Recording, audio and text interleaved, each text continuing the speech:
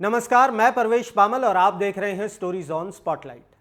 बिहार में मतदाता सूची को लेकर इन दिनों एक बड़ा सियासी तूफान खड़ा हो गया है। चुनाव आयोग द्वारा मतदाता सूची में संशोधन और बड़ी संख्या में नामों को हटाए जाने की प्रक्रिया चल रही है, जिसने राजनीतिक, कानूनी और सामाजिक विवाद को जन्म दे दिया है। दरअसल यह पूरा अभियान नवंबर-दिसंबर में होने वाले 2025 के बिहार विधानसभा चुनावों से ठीक पहले चलाया जा रहा है। चुनाव आयोग ने 24 जून से एक बहुत बड़ा विशेष अभियान, जिसे स्पेशल इंटेंसिव रिवीजन SIR कहा जा रहा है, इसका मुख्य उद्देश्य मतदाता सूची को अपडेट करना है। इसके तहत बूथ लेवल अधिकारी घर घर जाकर सत्यापन कर रहे हैं। ताज़ा खबरों के मुताबिक इस अभियान के तहत अब तक 35 लाख से अधिक मतदाताओं के नाम सूची से हटाए जाने की बात कही जा रही है। इन नामों को हटाने के मुख्य कारण और उनकी अनुमानित संख्या कुछ इस प्रकार है। लगभग 12.5 लाख लोग ऐसे हैं जिनकी मृत्यु हो चुकी है। लगभग 17.5 लाख लोग ऐसे हैं जो बिहार छोड़कर बाहर चले गए हैं। लगभग 5.5 लाख ऐसे नाम हैं जो एक से अधिक जगहों पर दर्ज हैं। कुछ ऐसे विदेशी नागरिक भी हैं जो नेपाल, बांग्लादेश और म्यांमार से आकर बिहार में बस गए हैं और उन्होंने गलत व फर्जी भारतीय दस्तावेजों के जरिए मतदाता पहचान पत्र बनवा लिए हैं, जिससे वे बिहार चुनाव में वोट डाल रहे हैं। अधिकारियों का कहना है कि उचित जांच के बाद ही ऐसे नाम हटाए जाएंगे। इस अभियान को लेकर विपक्ष, खासकर इंडिया ब्लॉक, RJD, कांग्रेस और वामपंथी दल सब ने मिलकर गंभीर आपत्तियां उठाई हैं। उनका आरोप है कि यह जानबूझकर बड़ी संख्या में लोगों के नाम हटाने की कोशिश है ताकि चुनाव को प्रभावित किया जा सके। शुरुआत में विपक्ष ने यह भी कहा कि चुनाव आयोग आधार, वोटर ID और राशन कार्ड जैसे दस्तावेजों को प्रमाण के तौर पर स्वीकार नहीं कर रहा था, जिससे हाशिए पर पड़े और प्रवासी समुदाय के लोगों को अपना प्रमाण देने में परेशानी हो रही थी।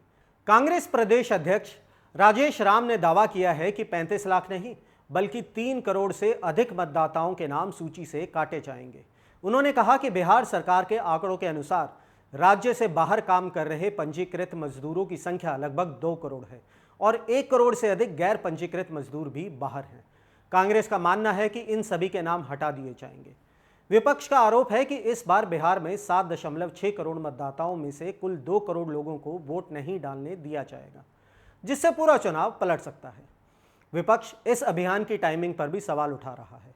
उनका कहना है कि अगर यह करना ही था तो साल भर पहले क्यों नहीं किया गया, और अभी विधानसभा चुनाव से ठीक पहले ऐसा करना कहीं ना कहीं भाजपा को चुनाव जिताने की कोशिश है। इसे असम के राष्ट्रीय नागरिक रजिस्टर NRC अभियान से भी इसकी तुलना की जा रही है, जहां 19 लाख लोगों को बाहर कर दिया गया था। वहीं चुनाव आयोग का कहना है कि यह एक नियमित पूर्व चुनाव तैयारी है।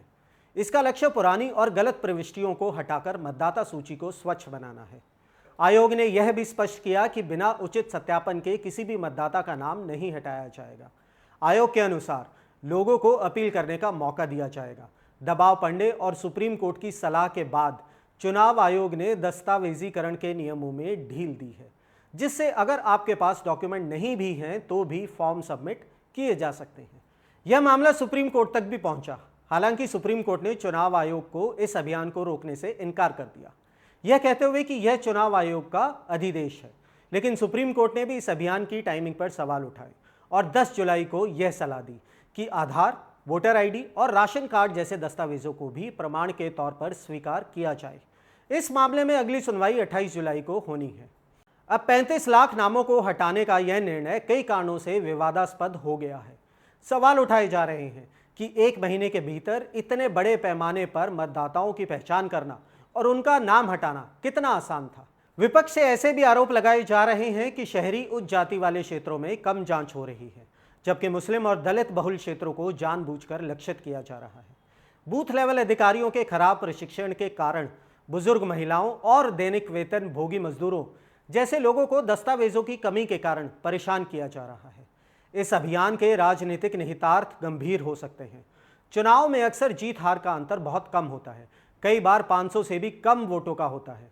ऐसे में इतनी बड़ी संख्या में मतदाताओं के नाम हटने से चुनाव परिणामों पर सीधा असर पड़ सकता है। इस प्रक्रिया से जुड़े कुछ महत्वपूर्ण तिथियां इस प्रकार हैं। मतदाता सत्यापन फॉर्म जमा करने की अंतिम तिथि है 25 जुलाई। सुप्रीम कोर्ट में अगली सुनवाई है 28 जुलाई। विदेशी राष्ट्रीय प्रविष्टियों की जांच की अंतिम तिथि है 30 जुलाई। अंतिम मतदाता सूची का प्रकाशन होगा 30 सितंबर को। यह पूरा मामला बिहार की राजनीति में गर्माहट बनाए हुए है। आगे चलकर सुप्रीम कोर्ट का फैसला और चुनाव आयोग की अंतिम मतदाता सूची पर सबकी निगाहें रहेंगी। आपको क्या लगता है, क्या मतदाता सूची की यह संशोधन प्रक्रिया निष्पक्ष है या इसके पीछे कोई राजनीतिक मकसद है? क्या आपको लगता है कि इतने कम समय में इतनी बड़ी संख्या में नामों को हटाना संभव है और क्या इससे आम जनता पर कोई अनुचित प्रभाव पड़ेगा? चुनाव आयोग और विपक्ष के दावों पर आपकी क्या राय है? अपनी राय हमें कमेंट सेक्शन में जरूर बताएं। और हाँ, अगर आप बिहार से हैं तो हमें ये भी बताएं कि आपके यहाँ BLO किस प्रकार काम कर रहे हैं।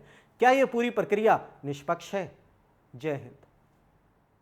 चुनावी वादों का वड़ा पाव, अर्थव्यवस्था का भरता, गर्मा गर्म मुद्दों का चटपटा विश्लेषण, व्यंग का तड़का with a bit of serious discussion.